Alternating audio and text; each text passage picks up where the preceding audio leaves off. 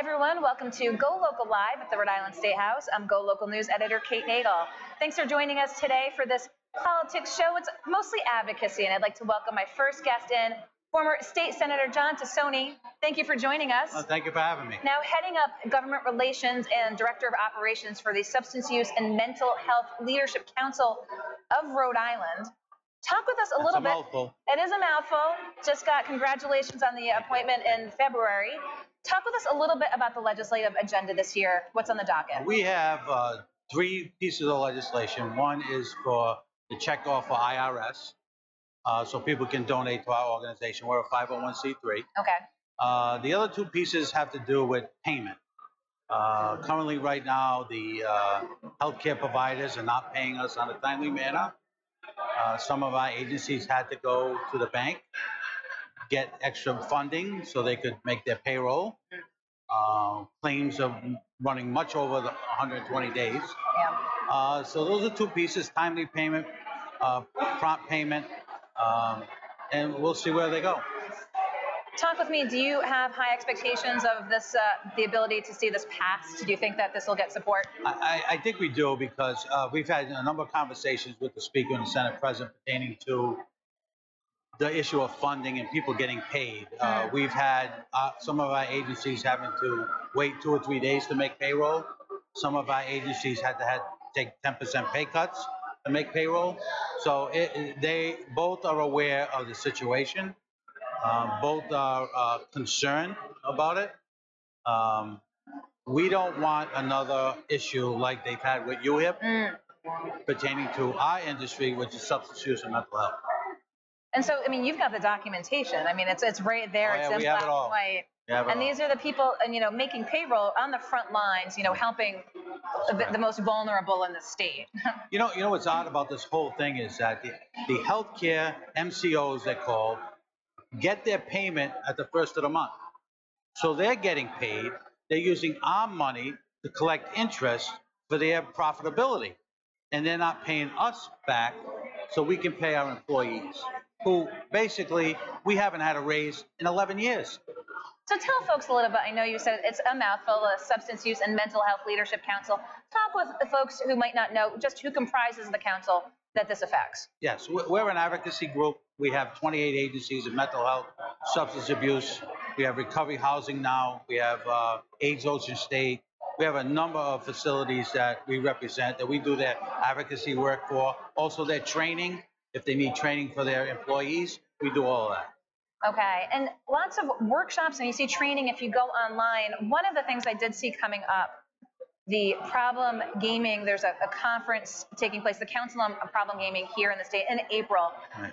Talk with us a little bit about where we're at with gaming in the state, what you've seen from the community, because as we know, one of the facets of the governor's budget is to look to expand gaming into sports gaming. Is it a big issue? Do folks really know just who this impacts? It's funny that you make that statement that way, because we've seen a huge uptick in problem gambling. Huge uptick.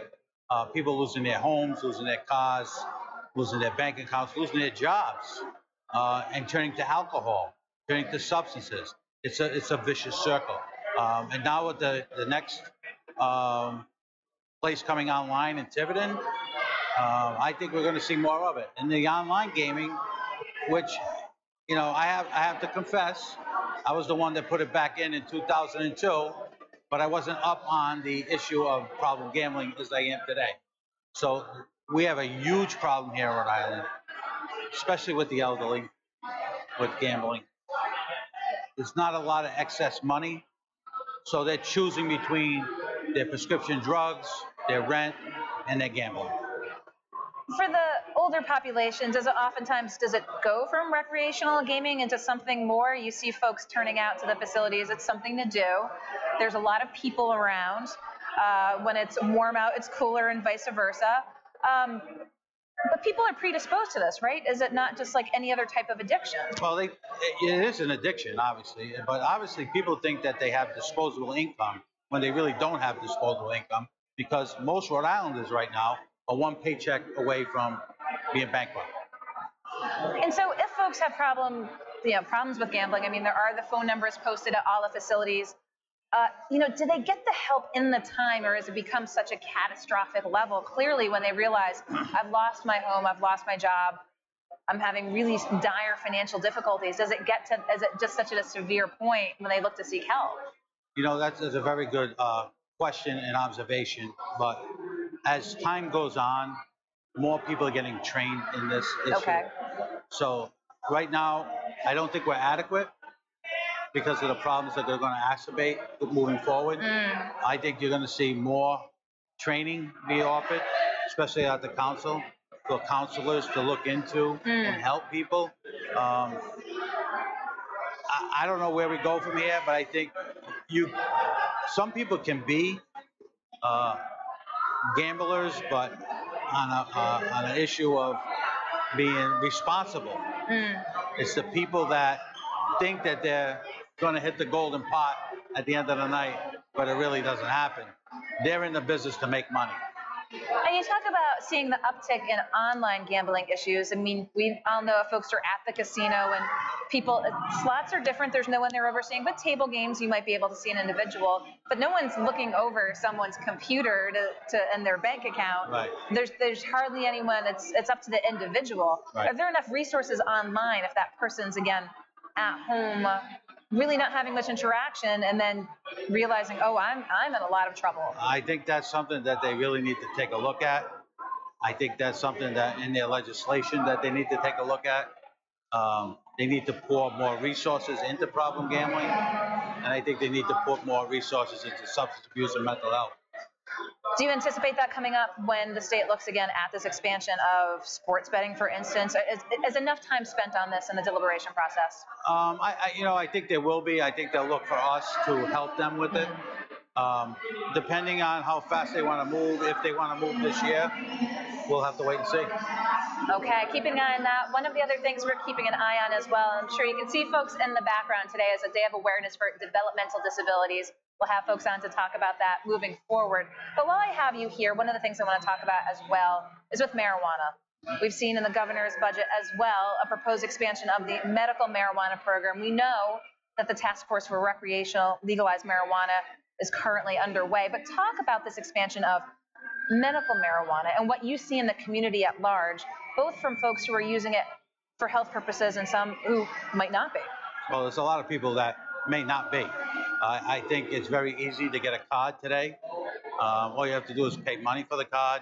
I think people are in the business for the wrong reasons. My question was in the beginning when I saw the proposal, how many people are not getting service? That you have to go from 3 to 12. And that's unfortunate. But as someone who is skeptical as I am, they're looking down the road to legalization of marijuana and have these places of business get ready to do legalization. I think it sends a wrong message to our kids. I have a grandson. I'm scared to death what's going to happen in the next 5 to 10 years.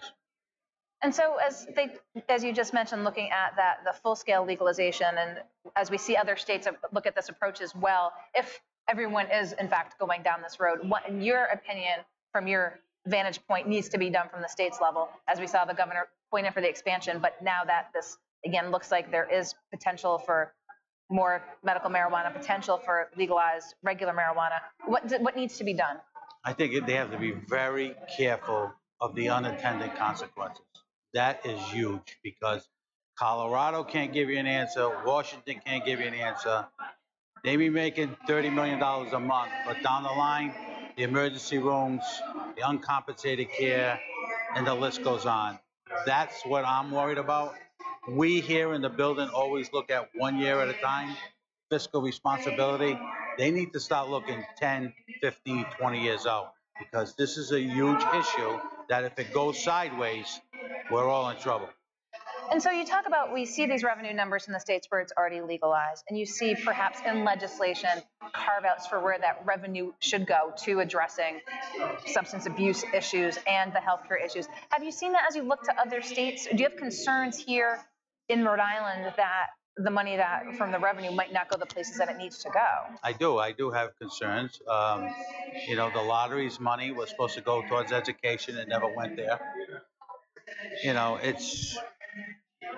It's the beast. It's the beast behind the curtain. You don't know what's going to happen, what group of legislators may want to take that money and use it somewhere else. I'm very fearful of that. So we're looking here now at the FY19 budget. We do know that the governor's proposed some Medicaid cuts. We're going to be talking with Peter Marino with Neighborhood Health about that after. But we do know for the following fiscal year that projected budget deficit is 2 to 3 times that amount. Do you have concerns that the next fiscal year might be the year that the state looks to address legalized marijuana simply by lieu of the budgetary concerns? Well, here's the concern that I have. The commission hasn't met in months. There's a disagreement between the House and the Senate. Who should testify, who should not testify. Is concerned about public comment. We're not doing what we thought the legislation would do, is to find out the best way, if in fact we have to legalize, to do it the right way. We can never, for some reason, Rhode Island can't do anything the right way, which is concerning to me. I mean, there's a lot of people still having issues with UHIP, not getting their money. There's people right behind us who the governor wants to cut their budget for people with disabilities. They seem to be going after all the people that can't speak for themselves, and that's really sad. Well, I appreciate your taking the time to come on here, talk a little bit about the Substance Use and Mental Health Leadership Council's legislative agenda. Again, looking to make sure that providers and their staff get paid in a timely manner. I appreciate picking your brain on gaming and marijuana. Former Senator John Sassoni, thank you for your time. Thank you very much. Don't go anywhere. We'll be right back here at the Rhode Island State House.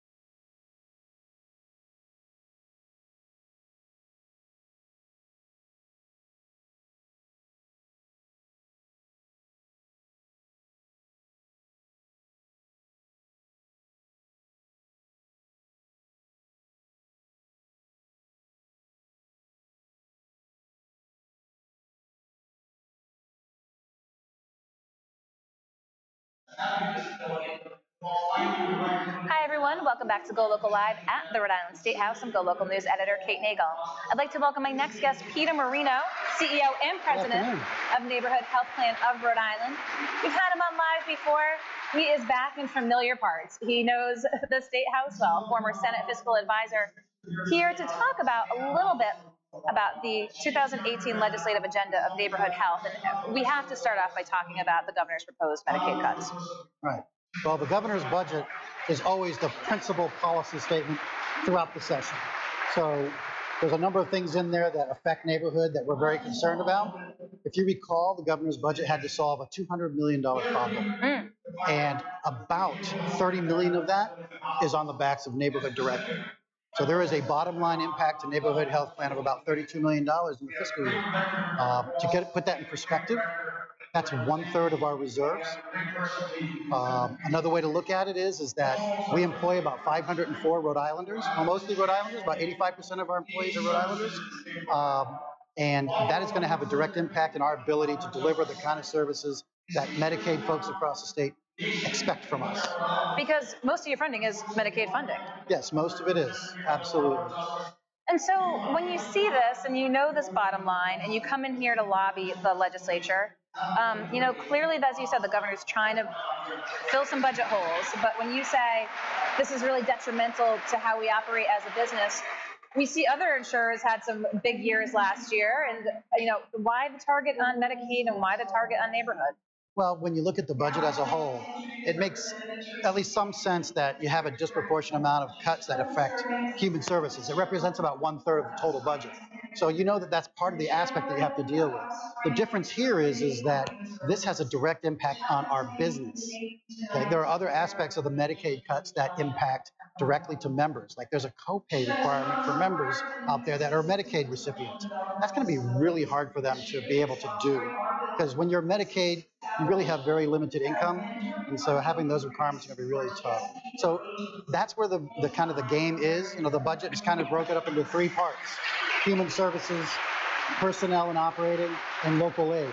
So those are the three buckets that you have to go to. And you have to look at, and I was there when they introduced the budget, talked about the copays for Medicaid recipients, and they talk about, a couple dollars for prescriptions or a visit to a doctor, but these things add up, again, to folks with, oftentimes limited income. Do you think that the state really realizes that? Because it seems like, again, at the one-offs, not a lot at a time, but when you put it all together in the grand context of a year, that is a lot. Well, first, to speak to the copays, it might not sound like a lot of money to many folks, but it adds up very quickly. And in fact, the federal government has a cap on how much income can be applied through a copay, 5% of their income. Okay. That's not a lot of money. Yeah. And so folks who are on limited income start to make choices. They start not using the system when they should. So then they become more expensive and they don't get the care they need. Law of unintended consequences. Absolutely. They decide to start splitting up their pharmacy. So their prescriptions, they start cutting the pills in half. That's just not what's supposed to happen. So it's a really adverse impact. I would argue that the General Assembly has not received that proposal well at all. I don't anticipate the General Assembly to be enacting something like that. But more concerning is what you talked about, the compiling of things. There's 4 or 5 items in the governor's budget, when taken together, represent a major impact on neighborhood as a company. And we're a strong company. We employ mostly Rhode Islanders, and we deliver great care nationally, one of the top 10 plans in the country. So it doesn't seem to make sense to us. And so when you come in and you lobby the House and the Senate pertaining to this, you say it impacts the bottom line of neighborhood. What would have to happen if these types of cuts go through? Would we see a reduced workforce for neighborhood? I mean, how would it affect folks on the plans? Yeah, that's a great question. First, obviously our job is member first. We have to make sure that our folks that we're taking care of, that's job one. But there are likely some lines of business that we would have to reconsider how we would deliver them. We'd have to renegotiate with the state as to what we are going to do and what may go back to the state. At the end of the day, we are a more cost-effective option to the state than having the state run those programs. So we know we're the right choice, but they have to adequately fund it for us to be able to do it right. So, of course, the budget and the Medicaid cuts are high on the agenda, but you're up here most days, again, lobbying for neighborhood. What else are you looking at in 18? Well, principally, when we talk to the legislature right now, we're making sure that there aren't any bills that are going to have adverse impacts on our members. People who are the most vulnerable in the state, they rely on making sure that folks take care of them and make sure they have access to great care. One way to look at it is nearly 1 in 3 Rhode Islanders rely on Medicaid in some fashion for their services and their care. Neighborhood takes care of 1 in 5 Rhode Islanders. So it's a pretty big impact. And so we think that the capabilities of neighborhood is bar none. There's nobody else who can deliver the care that we do. We work with great providers. Nearly half of our members work through health centers, and our health centers are top in the country. So we need to take full advantage of that so our members get great care. So are you optimistic that you'll be able to make your case up here for how, again, devastating these Medicaid cuts could be? Well, I'm optimistic because the legislature certainly sees eye to eye with the mission. We've had very good success in the past of working with the Speaker and the President to identify what the real priorities are. And they have always taken into account not only neighborhood, but Medicaid recipients and making sure that we take care of those who are most vulnerable. And of course, you're kind of asset to neighborhood. You really know the ins and outs of the budget process.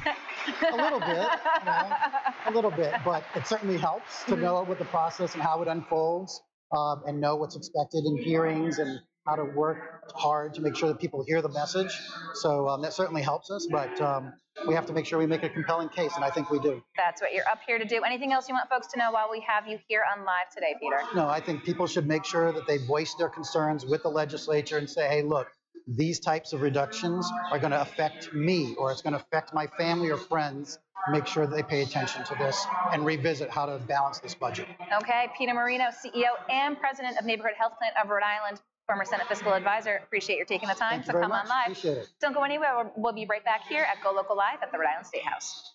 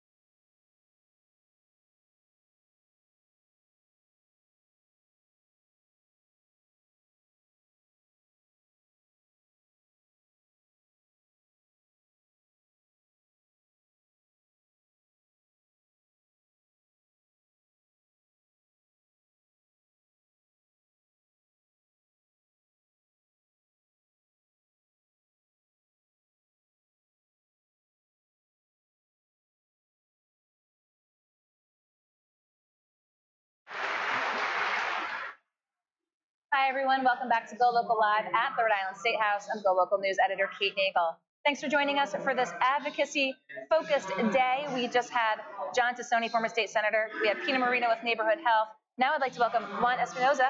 Thank you. With the Economic Progress Institute of Rhode Island. You just came over from a speaking program, again, day of advocacy here, advocating for expanded paid family leave. This is the temporary caregiver insurance program that Rhode Island's just one of the few states in the country to have implemented, now looking to expand it. So talk with us about the nuts and bolts, time-wise, and who could be impacted. Sure. So paid family leave was a program that started in 2013. And over the next few years, it allows working Rhode Islanders pay into the fund to take up to 4 weeks with 60% of partial wage reimbursement. And it allows them to take time off to care for a newborn child, a foster child, or a sick relative. And right now, since that program has been enacted, it's actually one of the more popular programs in our state. It really resonates well with workers, it resonates well with business people, and the premise for this is that there's been a few studies now that the program has had a few years to run, and there are improvements that can be made. For one, 4 weeks is usually not enough time for people to care for a newborn child or bond with a foster child, and sometimes if you have a relative that's sicker than usual, that relative might need more than 4 weeks of care from you. So the legislation's looking at 6. The legislation is looking at raising it to 6 in 2019 and 8 by 2020. Okay, so that's one piece of it. And then people who could be potentially impacted. Let's talk siblings and let's talk grandparents. Right. So it also expands the current scope of the law to include siblings and grandparents. For example, if you have, let's say, for example, you have older sibling that you have to take care of. You can take time off. Currently, you can't take time off to care for that sibling, but with this, you would be able to take TCI. And similarly for grandparents as well? Yes. Okay, because I mean, there's a lot of diverse dynamic families. I mean, there are people, if there's siblings who might not have anybody else. So was that just said that we need to expand this because not everyone's got the typical nuclear family unit? Correct. So talk with us. You just came from the speaking event. Talk with us about the stakeholders who are at the table here looking to make this possible. Sure. So this year the House sponsor is Representative Blazejewski. Senator Golden was the original bill sponsor of TCI, and she's back now to sponsor this legislation to expand it. And we have a lot of great people in the community. Rhode Island AFL-CIO, Planned Parenthood, AARP, the American Academy of Pediatrics, Kids Count, Ripen, Rhode Island Interfaith Coalition. I mean, basically a bunch of organizations believe this is a good idea. And not just that. I mean, we did a poll last year that nearly 3 in 4 Rhode Islanders actually believe that we should have an increased wage reimbursement. So like a particular thing that we're studying, that we're trying to increase right now, 3 or 4 Rhode Islanders think that's a good idea. So we believe it's definitely has broad support and has bipartisan support. So. Well, again, that was the big event today for the Economic Progress Institute, but just one piece of your legislative agenda and your calendar, very multifaceted organization. What else are we going to see from you in 2018? Well, we're working with a lot of the members from that same coalition to hopefully raise the wage a little bit more. We've had a few increases in the last 4 or 5 years, and we're looking forward to doing that a little bit more. We're also looking to have wage reimbursement increases for childcare providers. That's had a lot of support this year, and the governor included a portion of that in her budget. So we're very hopeful to see some movement on that as well. Well, I appreciate taking the time. We've had Executive Director Rachel Flum on before. I appreciate having you on, Juan Espinoza, as well. Thank you for coming on to Go Local Live. I know you've got places to go here at the Rhode Island State House, but we'll be right back with our next guest here. Don't go anywhere. Thank you.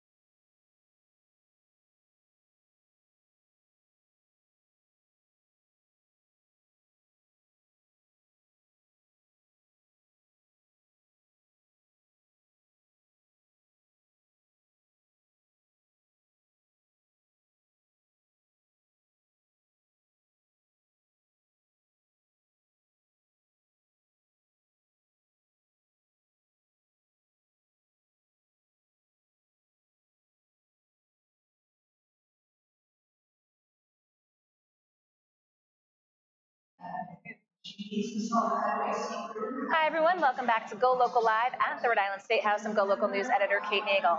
I'd like to welcome now my next guest. You've been probably seeing in the background a lot of folks walking by.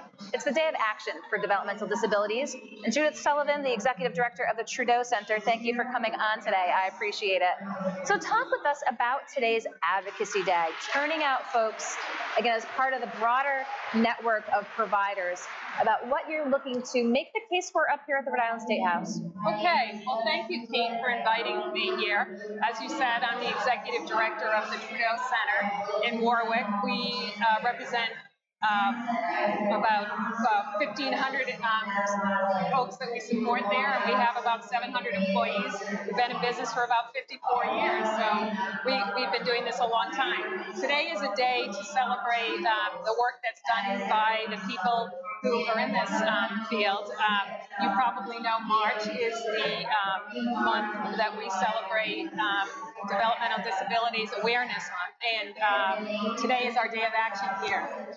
There are a number of service providers here, people who do this kind of work with these folks, but there are also lots of people here who, as you can hear in the background, who get these supports and services. And so today's our day to celebrate their success and also have people aware of what they do, all the things they've accomplished, and also hear a little bit about the work that's done by the folks that make sure that these folks can access their services. So looking at the budget process this year and what you're up here today to look at as well, what are the concerns? Let's talk about your legislative agenda, what we've seen both from the governor's proposed budget and what you've seen as legislative items. Talk with us a little bit about your goals for 2018. Well, our goals are pretty simple. We're trying to make sure that we can keep these folks that are here healthy and safe, and make sure that they can access the services they need to access their rights and live full, productive lives. And our concern this year is that there's an $18 million proposed cut in the budget. And what that will mean is that we won't have the money to deliver the services that we need to deliver. Right now, our folks who do this work are close to minimum wage, and we know that it's tough when you're competing for jobs at that level. We ask them to be nutritionists, to be medical people, to be social workers, to be educators, and so we're here just to make sure that people are aware of who we're serving. They're aware of the people who are delivering the service, and they're recognizing the wonderful work they do. We feel good about our efforts with the elected officials and with Director Boss, Director Zanke, and even with Secretary Bean. And we've got a number of proposals in there to help us with the budget cuts, and also to make it more flexible to operate, and to get some wages to the increased wages to our folks. And is that really, again, today's day of action to show, again, the huge turnout here? You can probably see in the background here at the Rhode Island State House. I mean, how detrimental would this proposed $18 million cut be? It would be devastating for us. I mean, a number of the service providers, the people who have been in this business for a long time, have not been getting any increases in their operating rates for 15 years. Where we've been trying to make sure that we could deliver the service that we need to, because these are our most vulnerable population, and with an $18 million cut, some of us will go out of business, and we worry about what will happen to all these folks who are out here, and they worry as well, which is why they're here. So, but we're confident that we can work with the elected officials and the state regulators to get to a point where we can all continue to deliver the great service that we do. And while we have you here, anything else you want to let folks either know about Trudeau, but you're part of the community provider network of Rhode Island, represents 23 private providers. I mean, this is the entire community here. Yes, I mean, we represent your friends, your neighbors, your relatives, your loved ones. We're here. We help 3,500 people out of this network. We have, as you said, 23 organizations like Trudeau that are doing this, and there are others that aren't part of this network that are also delivering that service. And I feel that this is everybody's responsibility, and so a day like today helps people become aware of it and try to figure out what they can do to help. I would encourage people to come visit our organizations, to meet some of the folks that are delivering the service, but also meet some of these people with intellectual and developmental disabilities, and hear about all the contributions they're making in employment and in the community. And come watch a basketball game, come see them working, and come visit one of our group homes, and make a difference. Well, I'll tell you, there's a lot of energy, a lot of enthusiasm here today. You can probably hear in the background, but again, As we said, today's show focusing on advocacy and the Day of Awareness for Developmental Disabilities. Judith Sullivan, I appreciate your taking the time to let us know a little bit more as we've seen what's going by here at the Rhode Island State House. Don't go anywhere. We'll be right back here at the Rhode Island State House.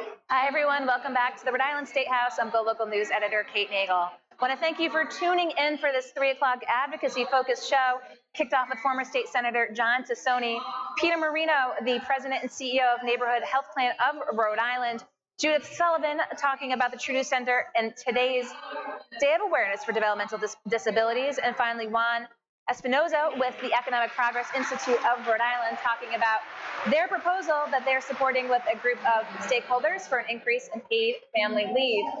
So we're going to kick back now to the Navigant Credit Union Broadcast Center. Molly O'Brien will be up at 4 o'clock. Former State Rep Ray Rickman will be providing his big view. Be sure to tune in at 4 for Go Local Live. I'll be back in studio tomorrow at 4 p.m. Appreciate your watching, appreciate your feedback. I'm Go Local News Editor Kate Nagel.